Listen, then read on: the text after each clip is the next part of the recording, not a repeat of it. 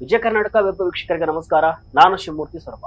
ಭಾರತದ ರಕ್ಷಣಾ ವಲಯದಿಂದ ಈಗ ಒಂದು ದೊಡ್ಡ ಶಾಕಿಂಗ್ ಸುದ್ದಿ ಬಂದಿದೆ. ಫೈಟರ್ ಜೆಟ್ ಅಂದ್ರೆ ನಮಗೆ ನೆನಪಾಗ್ತಿದ್ದಂತಹ HAL ಈಗ ದೇಶದ ಅತಿ ದೊಡ್ಡ ಫೈಟರ್ ಜೆಟ್ ಪ್ರಾಜೆಕ್ಟ್ ನಿಂದ ಹೊರಬಿದ್ದಿದೆ. 5ನೇ ತಲೆಮಾರಿನ ಯುದ್ಧ ವಿಮಾನದ ನಿರ್ಮಾಣಕ್ಕೆ ಕೇಂದ್ರ ಸರ್ಕಾರ 3 ಸಂಸ್ಥೆಗಳನ್ನ ಶಾರ್ಟ್ ಲಿಸ್ಟ್ ಮಾಡಿದ್ದು, ಅದರಲ್ಲಿ ಸರ್ಕಾರಿ ಸ್ವಾಮ್ಯದ ಸಂಸ್ಥೆ HAL ಹೆಸರು ಇಲ್ಲವೇ ಇಲ್ಲ. ಬರೋಬ್ಬರಿ 15,000 ಕೋಟಿ ರೂಪಾಯಿ ಯೋಜನೆಯಲ್ಲಿ 3 ಕೂಡ ಖಾಸಗಿ ಸಂಸ್ಥೆಗಳಾಗಿದ್ದು, ರಕ್ಷಣಾ ವಲಯ ಖಾಸಗೀಕರಣಕ್ಕೆ ವಾಲುತ್ತಿರುವುದು ಸ್ಪಷ್ಟವಾಗಿದೆ. ಹಾಗಾದ್ರೆ ಭಾರತದ ಅತಿ ದೊಡ್ಡ ಕನಸಿನ ಯೋಜನೆಯಿಂದ HAL ಔಟ್ ಆಗಿದ್ದು ಯಾಕೆ? ಟಾಟಾ, ಎಲ್ ಮತ್ತು ಟಿ ಅಂತಹ ಕಂಪನಿಗಳು ಈಗ ಭಾರತದ ಕನಸಿನ ಫೈಟರ್ ಜೆಟ್ ಅನ್ನ ಉತ್ಪಾದಿಸುತ್ತಾವ? ಏನಿದು AMCA ಯೋಜನೆ? ಭಾರತದ ಡ್ರೀಮ್ ಫೈಟರ್ ಜೆಟ್ ಜಗತ್ತಿನ ದೈತ್ಯ ವಿಮಾನಗಳಾದ ಅಮೆರಿಕದ F-35 ಮತ್ತು ರಷ್ಯಾದ ಸುಖೋಯ್ 57 ಮುಂದೆ ಎಲ್ಲಿ ನಿಲ್ಲುತ್ತೆ? ಈ ಎಲ್ಲಾ ಪ್ರಶ್ನೆಗಳಿಗೆ ಈ ವಿಡಿಯೋದಲ್ಲಿ ನಾವು ಉತ್ತರವನ್ನ ನೀಡಲಿದ್ದೇವೆ. ಇದು ಕೇವಲ ಒಂದು ಸುದ್ದಿ ಅಲ್ಲ, ಇದು ಭಾರತದ ಭವಿಷ್ಯದ ವಾಯುಸೇನೆಯ ತಾಕತ್ತಿನ ವಿಷಯ. ವಿಡಿಯೋವನ್ನ ಕೊನೆಯವರೆಗೂ ನೋಡಿ.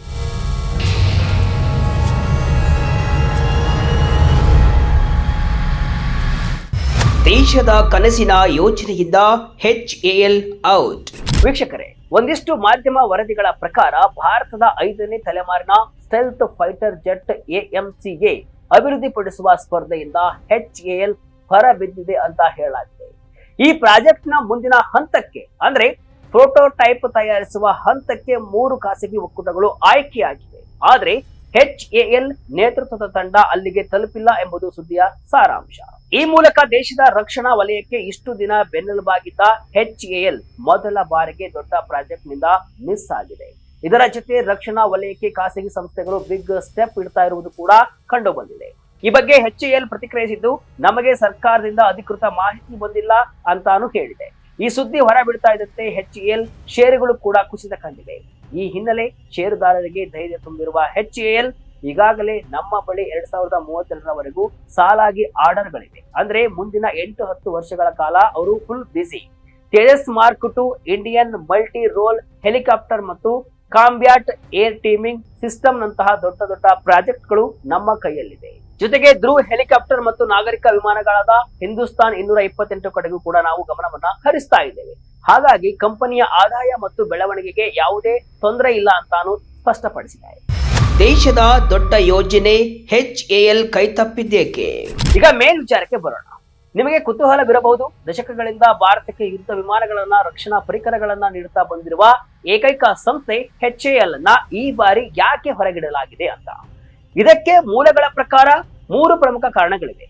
ಅದರಲ್ಲಿ ಮೊದಲನೆಯದು ಕೆಪಾಸಿಟಿ ಅಥವಾ ಸಾಮರ್ಥ್ಯದ ಸಮಸ್ಯೆ. ಕೇಂದ್ರ ರಕ್ಷಣಾ ಸಚಿವಾಲಯ ಮತ್ತು ಏರೋನಾಟಿಕಲ್ ಡೆವಲಪ್ಮೆಂಟ್ ಏಜೆನ್ಸಿ ಹೊರಡಿಸಿದ ನಿಯಮಗಳ ಪ್ರಕಾರ ಯಾವ ಕಂಪನಿಯ ಆರ್ಡರ್ ಬುಕ್ ಅಂದ್ರೆ ಬಾಕಿ ಇರುವ ಕೆಲಸಗಳು ಅವರ ವಾರ್ಷಿಕ ವಹಿವಾಟಿಗಿಂತ ತುಂಬಾ ಹೆಚ್ಚಿರುತ್ತದೆಯೋ ಅಂತಹ ಕಂಪನಿಗಳಿಗೆ ನೆಗೆಟಿವ್ ಮಾರ್ಕ್ ಸಿಗುತ್ತೆ. ಸದ್ಯಕ್ಕೆ HAL ನ ಆರ್ಡರ್ ಬುಕ್ ಎಷ್ಟಿದೆ ಗೊತ್ತಾ? ಅವರ ವಾರ್ಷಿಕ ಆದಾಯಕ್ಕಿಂತ ಬರೋಬ್ಬರಿ 8 ಪಟ್ಟು ಹೆಚ್ಚಿದೆ. ಅಂದ್ರೆ ಅವರ ಕೈಯಲ್ಲಿ ಈಗಾಗಲೇ ಅಷ್ಟು ಕೆಲಸಗಳಿವೆ. ನಿಯಮಗಳ ಪ್ರಕಾರ ಆರ್ಡರ್ ಬುಕ್ ವಹಿವಾಟಿಗಿಂತ 3 ಪಟ್ಟು ಮೀರಿದ್ರೆ ಆ ವಿಭಾಗದಲ್ಲಿ 0 ಮಾರ್ಕ್ ಸಿಗುತ್ತೆ. ಈಗಾಗಲೇ 180ಕ್ಕೂ ಹೆಚ್ಚು Tejas mark 1A fighter jet LCH ಹೆಲಿಕಾಪ್ಟರ್ಗಳ ವಿತರಣೆಯಲ್ಲಿನ ಒತ್ತಡ HAL ಮೇಲಿದೆ. ಹೀಗಿರುವಾಗ ಹೊಸದಾಗಿ AMCA ಪ್ರಾಜೆಕ್ಟ್ ಕೊಟ್ರೆ ಅದು ವಿಳಂಬವಾಗುವ ಸಾಧ್ಯತೆ ಇದೆ ಎಂಬುದು ತಜ್ಞರ ಲೆಕ್ಕಾಚಾರ. ಆದ್ದರಿಂದ HAL AMCA ನಿಂದ ಔಟ್ ಆಗಿದೆ. ಟೆಕ್ನಿಕಲ್ ಬಿಡ್ಡಿಂಗ್ ನಲ್ಲಿ ಸೋಲ್ತ HAL. ಇನ್ನು ಎರಡನೇದಾಗಿ ಖಾಸಗಿ ವಲಯಕ್ಕೆ ಉತ್ತೇಜನ ನೀಡುವ ಕೇಂದ್ರ ಸರ್ಕಾರದ ನೀತಿ ಇಲ್ಲಿ ಪ್ರಮುಖವಾಗಿ ಕಾಣುತ್ತೆ. ಸರ್ಕಾರವು ಇಂಡಸ್ಟ್ರಿ ಪಾರ್ಟ್ನರ್ಶಿಪ್ ಮಾಡೆಲ್ ಅಡಿಯಲ್ಲಿ ಖಾಸಗಿ ಕಂಪನಿಗಳನ್ನ ರಕ್ಷಣಾ ವಲಯಕ್ಕೆ ತರಲು ನಿರ್ಧರಿಸಿದೆ. ಇಷ್ಟು ವರ್ಷ ಕೇವಲ HAL ಮೇಲೆ ಅವಲಂಬಿತವಾಗಿದ್ದ ವ್ಯವಸ್ಥೆಯನ್ನ ಬದಲಿಸಿ ಒಂದು ಪರ್ಯಾಯ ವ್ಯವಸ್ಥೆಯನ್ನ ಸೃಷ್ಟಿಸುವುದು ಇದರ ಉದ್ದೇಶ. ಇದರಿಂದ ಕೆಲಸದಲ್ಲಿ ವೇಗ ಮತ್ತು ಶಿಸ್ತು ಬರುತ್ತೆ ಎಂಬುದು ಸರ್ಕಾರದ ನಂಬಿಕೆ. ಇನ್ನು ಮೂರನೆಯದಾಗಿ ಟೆಕ್ನಿಕಲ್ ಬಿಡ್ಡಿಂಗ್. ವರದಿಗಳ ಪ್ರಕಾರ HAL 2 ಚಿಕ್ಕ ಕಂಪನಿಗಳ ಜೊತೆ ಸೇರಿ ಬಿಡ್ ಮಾಡಿತ್ತು. ಆದ್ರೆ ಆ ಕಂಪನಿಗಳು ಕಡ್ಡಾಯ ಮಾನದಂಡಗಳನ್ನ ಪೂರೈಸಿಲ್ಲ ಎನ್ನಲಾಗಿದೆ. ಇದೇ ಸಮಯದಲ್ಲಿ ಟಾಟಾ, L&T ಮತ್ತು ಭಾರತ್ ಫೋರ್ಜ್ ನೇತೃತ್ವದ ಒಕ್ಕೂಟಗಳು ಉತ್ತಮವಾಗಿ ಪ್ರದರ್ಶನವನ್ನ ನೀಡಿ ಮುಂದಿನ ಹಂತಕ್ಕೆ ಆಯ್ಕೆಯಾಗಿವೆ ಅಂತ ಹೇಳಲಾಗ್ತಿದೆ.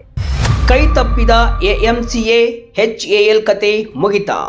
ಹಾಗಾದ್ರೆ HAL ಕತೆ ಮುಗಿತಾ? ಖಂಡಿತ ಇಲ್ಲ. ವೀಕ್ಷಕರೇ, ಇಲ್ಲಿ ನೀವು ಒಂದು ವಿಷಯವನ್ನ ಸ್ಪಷ್ಟವಾಗಿ ಅರ್ಥ ಮಾಡಿಕೊಳ್ಬೇಕು. HAL ಕೇವಲ ಪ್ರೋಟೋಟೈಪ್ ಅಂದ್ರೆ ವಿಮಾನದ ಮೊದಲ 5 ಮಾದರಿಗಳನ್ನ ತಯಾರಿಸುವ ಮತ್ತು ಟೆಸ್ಟಿಂಗ್ ಮಾಡುವ ಇಂಡಸ್ಟ್ರಿ ಪಾರ್ಟ್ನರ್ ರೇಸ್ ನಿಂದ ಹಿಂದೆ ಸರಿದಿರಬಹುದೇ ಹೊರತು ಇಡೀ ಪ್ರಾಜೆಕ್ಟ್ ನಿಂದ ಅಲ್ಲ. ಮೂಲಗಳ ಪ್ರಕಾರ AMCA ಫೈಟರ್ ಜೆಟ್ ನ ಡಿಸೈನ್ ಅಲ್ಲಿ ಈಗಾಗಲೇ HAL 20% 25% ಕೊಡುಗೆಯನ್ನ ನೀಡಿದೆ. ಏರ್ ಫ್ರೇಮ್ ಮತ್ತು ಏವಿಯಾನಿಕ್ಸ್ ವಿಭಾಗದಲ್ಲಿ ಅವರ ಪಾತ್ರ ದೊಡ್ಡದಿದೆ. ಯಾವಾಗ ಈ ವಿಮಾನದ ಪರೀಕ್ಷೆಗಳು ಮುಗಿದು ನೂರಾರು ಸಂಖ್ಯೆಯಲ್ಲಿ ವಿಮಾನಗಳನ್ನ ತಯಾರಿಸಬೇಕಾಗುತ್ತದೆಯೋ ಆಗ ಖಂಡಿತವಾಗಿಯೂ HAL ಪ್ರಮುಖ ಪಾತ್ರವನ್ನು ವಹಿಸಲಿದೆ. ಸದ್ಯಕ್ಕೆ 2029 ವೇಳೆಗೆ ಮೊದಲ ವಿಮಾನ ಹಾರಾಟ ನಡೆಸಬೇಕಾಗಿರುವುದರಿಂದ ವೇಗವಾಗಿ ಕೆಲಸ ಮಾಡಲು ಖಾಸಗಿ ವಲಯಕ್ಕೆ AMCA ಮಾಡೆಲ್ ಅನ್ನ ತಯಾರಿಸುವ ಜವಾಬ್ದಾರಿಯನ್ನ ನೀಡಲಾಗಿದೆ. ಆದ್ದರಿಂದ HAL ಕತೆ ಇಲ್ಲಿಗೆ ಮುಗಿಯಲ್ಲ. AMCA ಫೈಟರ್ ಜೆಟ್ ನ ಸಾಮರ್ಥ್ಯ ಗೊತ್ತಾ? ಈಗ ವಿಡಿಯೋದ ಅತ್ಯಂತ ರೋಚಕ ಭಾಗಕ್ಕೆ ಬರೋಣ. ನಮ್ಮ ಭಾರತದ AMCA ಫೈಟರ್ ಜೆಟ್ ಪ್ರಪಂಚದ ದಾದಾಗಿರಿ ನಡೆಸುವ ಅಮೆರಿಕದ F-35 ಮತ್ತು ರಷ್ಯಾದ ಸುಕೋಯ್ 57 ಮುಂದೆ ಎಲ್ಲಿ ನಿಲ್ಲುತ್ತೆ ಎಂಬುದನ್ನು ಗಮನಿಸೋಣ. ಗಾತ್ರ ಮತ್ತು ತೂಕಕ್ಕೆ ಬಂದ್ರೆ AMCA ಸುಮಾರು 25 ಟನ್ ತೂಕದ ವಿಮಾನವಾಗಿದ್ದು ಇದು ಅಮೆರಿಕದ F-35 ಮತ್ತು ರಷ್ಯಾದ ಸುಕೋಯ್ 57 ಗಿಂತ ಹಗುರವಾಗಿದೆ. ಅಂದ್ರೆ ಇದು F-35 ಮತ್ತು ಸುಕೋಯ್ 57 ನಡುವಿನ ಒಂದು ಮಧ್ಯಮ ಗಾತ್ರದ ವಿಮಾನ. ಇನ್ನು ವೇಗದ ವಿಷಯಕ್ಕೆ ಬಂದ್ರೆ ನಮ್ಮ AMCA ಕಿಂಗ್ ಆಗುತ್ತೆ. ಇದರ ಗರಿಷ್ಠ ವೇಗ ಮ್ಯಾಕ್ 2.15 ಅಂದ್ರೆ ಗಂಟೆಗೆ 2633 ಕಿಲೋಮೀಟರ್ ಅಂತ ಅಂದಾಜಿಸಲಾಗಿದೆ. ಇದು ಅಮೆರಿಕದ F-35 ಮ್ಯಾಕ್ 1.6 ವೇಗವನ್ನ ಹೊಂದಿದ್ದು ರಷ್ಯಾದ ಸುಕೋಯ್ 57 ಮ್ಯಾಕ್ 2 ವೇಗವನ್ನ ಹೊಂದಿದೆ. ಅವೆರಡಕ್ಕಿಂತಲೂ ಕೂಡ AMCA ಭಾರಿ ಮುಂದೆ ಇದೆ. ಅಷ್ಟೇ ಅಲ್ಲ, AMCA ಸೂಪರ್ ಕ್ರೂಸ್ ಟೆಕ್ನಾಲಜಿಯನ್ನ ಹೊಂದಿರಲಿದೆ. ಅಂದ್ರೆ ಆಫ್ಟರ್ ಬರ್ನರ್ ಇಲ್ಲದೆಯೇ ಶಬ್ದಕ್ಕಿಂತ ವೇಗವಾಗಿ ಹಾರುವ ಸಾಮರ್ಥ್ಯ ಇದಕ್ಕೆ ಇದೆ. F-35 ಮತ್ತು ಸುಕೋಯ್ 57 ಬ್ಯಾಲೆನ್ಸ್ ನಮ್ಮ AMCA. ಇನ್ನು ಸ್ಟೆಲ್ತ್ ಸಾಮರ್ಥ್ಯವನ್ನ ನೋಡಿದ್ರೆ AMCA ಡಿಸೈನ್ ನಲ್ಲಿ ಸ್ಟೆಲ್ತ್ ಗೆ ಅತಿ ಹೆಚ್ಚು ಪ್ರಾಮುಖ್ಯತೆ ನೀಡಲಾಗಿದೆ. ಇದರ ರೇಡಾರ್ ಕ್ರಾಸ್ ಸೆಕ್ಷನ್ ಅಮೆರಿಕದ F-35 ಗೆ ಹತ್ತಿರದಲ್ಲಿದೆ ಅಂತ ಹೇಳಲಾಗ್ತಾ ಇದೆ. ರಷ್ಯಾದ ಸುಕೋಯ್ 57ಗೆ ಹೋಲಿಸಿದ್ರೆ AMCAದ ಸ್ಟೆಲ್ತ್ ಸಾಮರ್ಥ್ಯ ಹೆಚ್ಚು. ಸುಕೋಯ್ 57ನ ಇಂಜಿನ್ಗಳು ಮತ್ತು ರಿವೇಟ್ಗಳು ಹೊರಗೆ ಕಾಣುವುದರಿಂದ ಅದು ರೇಡಾರ್ಗೆ ಸಿಕ್ಕಿ ಬೀಳುವ ಸಾಧ್ಯತೆ ಇದೆ. ಆದ್ರೆ AMCA ಹಾಗಲ್ಲ, ಇದು ಶತ್ರುಗಳ ರಾಡಾರ್ಗಳಿಂದ ತಪ್ಪಿಸಿಕೊಳ್ಳಲಿದೆ. ಇನ್ನು AMCAದ ಮೊದಲ ಆವೃತ್ತಿಗೆ ಅಮೆರಿಕದ GE ಇಂಜಿನ್ ಬಳಸಲಾಗುವುದು. ನಂತರ ಫ್ರಾನ್ಸ್ನ ಸಫ್ರಾನ್ ಜೊತೆ ಸೇರಿ ಹೊಸ ಇಂಜಿನ್ ಅಭಿವೃದ್ಧಿಪಡಿಸುವ ಯೋಜನೆ ಇದೆ. ಅಸ್ತ್ರ ಮಿಸೈಲ್ಸ್, ಬ್ರಹ್ಮೋಸ್ NG ಮತ್ತು ಸ್ಮಾರ್ಟ್ ಬಾಂಬ್ಗಳನ್ನ ಇದು ಹೊತ್ತೊಯ್ಯಬಲ್ಲದು. F-35 ಟೆಕ್ನಾಲಜಿ ಮತ್ತು ಸೆನ್ಸರ್ ಫ್ಯೂಷನ್ ನಲ್ಲಿ ನಂಬರ್ 1 ಆಗಿದ್ರೆ ಸುಕೋಯ್ 57 ಡಾಗ್ ಫೈಟ್ ಮತ್ತು ಹೆಚ್ಚು ತೂಕ ಹೊರುವಲ್ಲಿ ನಿಸೀಮ. ನಮ್ಮ AMCA ಅನ್ನ ಇವೆರಡರ ಫೀಚರ್ ಗಳನ್ನ ಬ್ಯಾಲೆನ್ಸ್ ಮಾಡಿ ತಯಾರಿಸಲಾಗ್ತಾ ಇದೆ. 2035 ವೇಳೆಗೆ 120 ಸ್ಟೆಲ್ತ್ ಫೈಟರ್ ಜೆಟ್ ರೆಡಿ. ಒಟ್ಟಿನಲ್ಲಿ ಭಾರತೀಯ ವಾಯುಸೇನೆಗೆ 2035 ವೇಳೆಗೆ ಸುಮಾರು 120 ಸ್ಟೆಲ್ತ್ ವಿಮಾನಗಳು ಬೇಕಾಗುತ್ತವೆ. ಚೀನಾದ J-20 ಮತ್ತು J-35 ವಿಮಾನಗಳಿಗೆ ಸೆಡ್ಡು ಹೊಡೆಯಲು ನಮಗೆ AMCA ಅತ್ಯಗತ್ಯ. HAL ಅನ್ನ ಈ ಹಂತದಲ್ಲಿ ಹಿಂದಿಕ್ಕಿ ಖಾಸಗಿ ವಲಯಕ್ಕೆ ಅವಕಾಶವನ್ನ ನೀಡಿರುವುದು ಒಂದು ಸ್ಟ್ರಾಟಜಿಕ್ ಡಿಸಿಷನ್ ಆಗಿ ಕಾಣಿಸ್ತಾ ಇದೆ. ಇದರಿಂದ HAL ಮೇಲಿನ ಭಾರ ಕಡಿಮೆಯಾಗುತ್ತೆ ಮತ್ತು ಅವರು ತೇಜಸ್ ವಿಮಾನಗಳ ಮೇಲೆ ಹೆಚ್ಚು ಗಮನವನ್ನ ಹರಿಸಬಹುದು. ಅದೇ ಸಮಯದಲ್ಲಿ ಟಾಟಾ ಅಥವಾ L&T ನಂತಹ ಕಂಪನಿಗಳು ಬರುವುದರಿಂದ ಕೆಲಸ ಬೇಗ ಆಗುತ್ತೆ ಮತ್ತು ಭಾರತದಲ್ಲಿ ಮತ್ತೊಂದು ಏರೋಸ್ಪೇಸ್ ಪ್ರೊಡಕ್ಷನ್ ಲೈನ್ ಸೃಷ್ಟಿಯಾಗುತ್ತೆ. ಈ 2029 ವೇಳೆಗೆ ಮೊದಲ AMCA ಹಾರಾಟ ನಡೆಸುವ ಗುರಿ ಹೊಂದಲಾಗಿದೆ. ಇದಕ್ಕಾಗಿ 15,000 ಕೋಟಿ ರೂಪಾಯಿಗಳನ್ನ ಮೋದಿ ಸರ್ಕಾರ ಮೀಸಲಿಟ್ಟಿದೆ.